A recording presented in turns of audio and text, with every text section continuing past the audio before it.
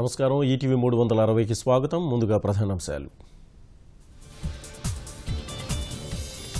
సంక్షోభం అధిగమించాలి, అన్యాయం చేసిన వాళ్లు సిగ్గుపడాలి. నవనిర్మాణ దీక్షలో ముఖ్యమంత్రి ఉద్వేగ ప్రసంగం. జీఎస్టీ పన్నుల సవరణకు సినీ పరిశ్రమ విజ్ఞప్తులు.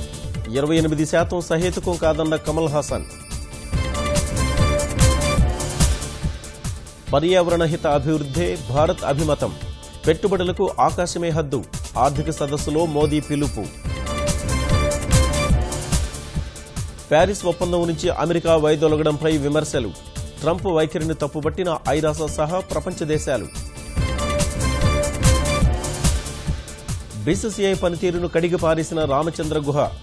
సూపర్ స్టార్ల సంస్కృతి, ద్వంద్వ వైఖరిపై విమర్శనాస్త్రాలు. స్పెల్లింగ్ బీ పోటీలో మరోసారి భారత సంతతి విజేత.